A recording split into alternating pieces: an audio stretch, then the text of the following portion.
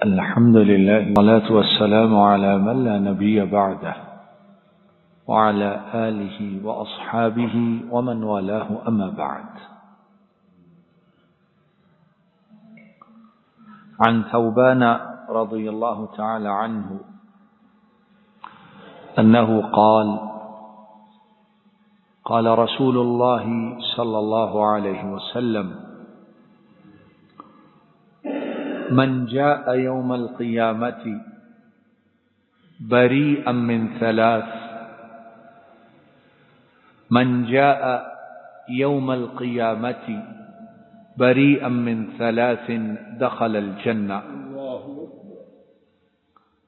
الكبر والغلول والدين، أو كما قال صلى الله عليه وسلم.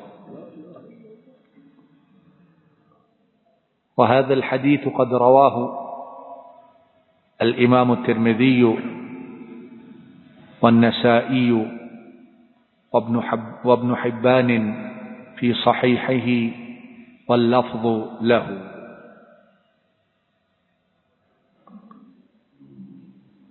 بڑی چیزیں ایسی ہیں ہم لوگ جو اللہ کے فضل سے دین کا کچھ شعور اور کچھ سمجھ رکھتے ہیں، وہ لوگ جو دین کی کچھ سمجھ، کچھ شعور اور دین کا کچھ خیال رکھتے ہیں،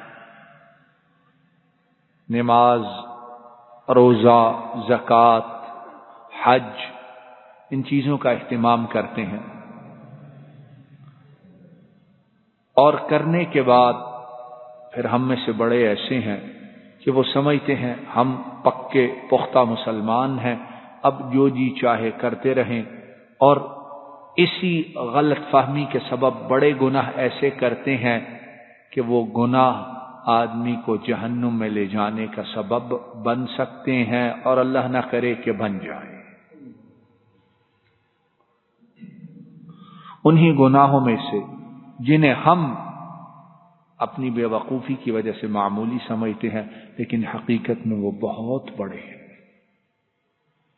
اور اتنے بڑے ہیں کہ کرنے والے کو جہنم میں لے جاتے ہیں۔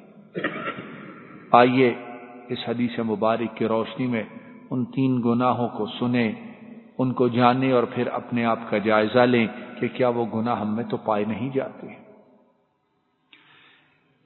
امام ترمذی، امام نسائی اور امام ابن حبان رحمہم اللہ تعالی وہ اپنی اپنی کتابوں میں اس حدیث مبارک کو لائے ہیں۔ نبی کریم صلی اللہ علیہ وسلم سے حضرت ثوبان روایت کرتے ہوئے کہتے ہیں کہ آپ صلی اللہ علیہ وسلم نے فرمایا، قیامت کے دن جو شخص ان 3 گناہوں سے پاک صاف آیا وہ انشاءاللہ جنت میں داخل ہو جائے گا۔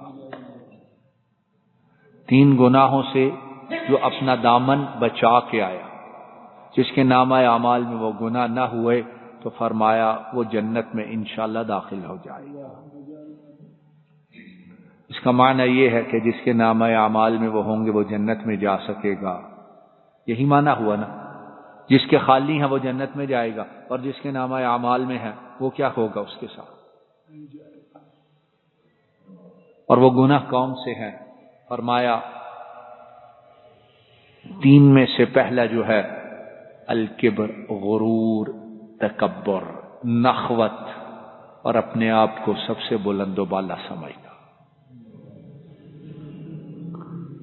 اور بات یہ ہے جب میں بات کرتا ہوں یا آپ بات سنتے ہیں تو ہمارے ذہن میں فوراً یہ بات آتی ہے کہ ہم تو تکبر نہیں کرتے ہیں، لیکن میں اور آپ یہ دیکھیں کہ جب ہم اپنے سے چھوٹوں کے سامنے ہوتے ہیں تو ہمارا رویہ مختلف ہوتا ہے کہ نہیں ہوتا ہے؟ بڑوں کے سامنے تو ہم عاجز، مسکین اور تواضع والے ہیں ہی ہیں، وہاں کچھ کر ہی نہیں سکتے، اور اگر کریں تو وہ بیٹھنا ہی نہیں دیتے کہ جاؤ۔ لیکن جو اپنے سے کمزور ہیں کسی طرح، ان کے سامنے ہمارا رویہ، ہماری زبان، ہمارا لین دین کیسا ہوتا ہے؟ اور وہ کیا ہوتا ہے؟ وہ تکبر ہوتا ہے۔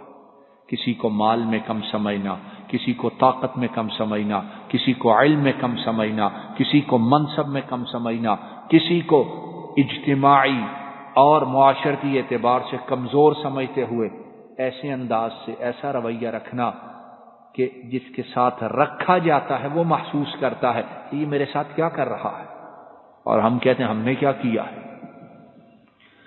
فرمایا جس کا دل، جس کا دامن تکبر سے صاف ہوا وہ انشاءاللہ جنت میں داخل ہو جائے گا۔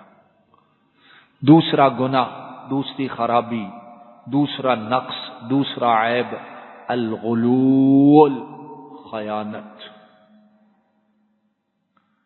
اور خیانت ہم اس سے یہ نہ سمجھیں کہ صرف مال میں خیانت، کسی نے مال رکھا تو اس میں خیانت کی، نہیں، مجھ پہ اور آپ پر جو ذمہ داریاں، مجھ پر اور آپ پر جو واجبات ہیں، دینی لحاظ سے، دنیاوی لحاظ سے، گھر والوں کے اعتبار سے، کاروبار کے لحاظ سے، اپنی نوکری ملازمت کے اعتبار سے، جو ہم پر ذمہ داریاں ہیں، اگر ہم انہیں پورا نہیں کرتے ہیں تو ہم خیانت کے مرتکب ہوتے ہیں اور ہم خائن ہیں۔ تو اب دیکھ لیجئے کہ اس خیانت اور امانت کا تعلق صرف مال کے ساتھ نہیں، پوری زندگی کے ہر شعبے کے ساتھ ہے۔ تیسرا گناہ فرمایا والدین، جو قیامت کے دن اس حالت میں آیا کہ اس کی گردن میں لوگوں کا قرض ہے، اس کے ذمہ لوگوں کا قرض ہے اور اس نے ادا نہیں کیا یا ادا کرنے کا پیچھے بندوبست نہیں کر کے آیا، وہ جنت میں جا سکتا۔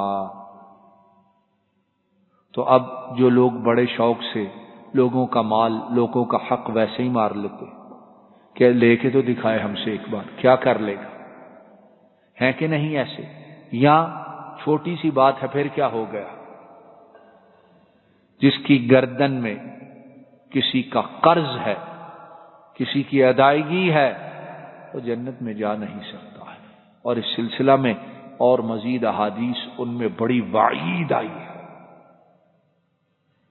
بڑی وعید آئی ہے کہ جو مر جائے اور اس کے ذمہ قرض ہو اور وہ ادا نہ کرے یا ادا کرنے کا بندوبست کر کے نہ آئے، اس کے ساتھ قیامت کے دن کتنا سخت معاملہ ہوگا۔ اور جو ان تینوں سے انشاءاللہ پاک ہوا، اللہ کے رسول صلی اللہ علیہ وسلم فرماتے ہیں وہ جنت میں داخل ہو گیا ہے۔ اور آئیے وہ گناہ دوبارہ سن لے۔ پہلا گناہ تکبر، دوسرا گناہ کون سا ہے؟ خیانت، اور تیسرا گناہ قرض، جس کو مرنے والا ادا نہ کرے اور اسے اپنی گردن میں لے کر اسی طرح قبر کے اندر چلا جائے۔ مولا کریم ہمیں مرتے دم تک ان تینوں گناہوں سے محفوظ فرمائیے، اور اگر ان میں سے کچھ کا ارتکاب کر چکے ہمیں معاف فرما دیجئے، ہمارا دامن صاف فرما دیجئے اور ہماری اصلاح فرما دیجئے۔ ربنا ظلمنا انفسنا وإن لم تغفر لنا وترحمنا لنكونن من الخاسرين اللهم إنك عفو تحب العفو فاعف عنا اللهم إنك عفو تحب العفو فاعف عنا اللهم إنك عفو تحب العفو فاعف عنا رب ارحمهما كما ربياني صغيرا رب ارحمهما كما ربياني صغيرا رب ارحمهما كما ربياني صغيرا يا ذا الجلال والإكرام۔ ہمارے والدین گرامی میں سے جو اس دنیا سے روانہ ہو چکے، مولا کریم انہیں معاف فرما دیجیے، ان کے درجات کو بلند فرما دیجیے، ان کی قبروں کو جنت کی باغیچیاں بنا دیجیے، ان کی قبروں کو منور فرما دیجیے، آنے والے مراحل، آنے والی منازل ان کے لیے آسان فرما دیجیے، اور مولا کریم ہمیں ان کے لیے صدقہ جاریہ بنا دیجیے۔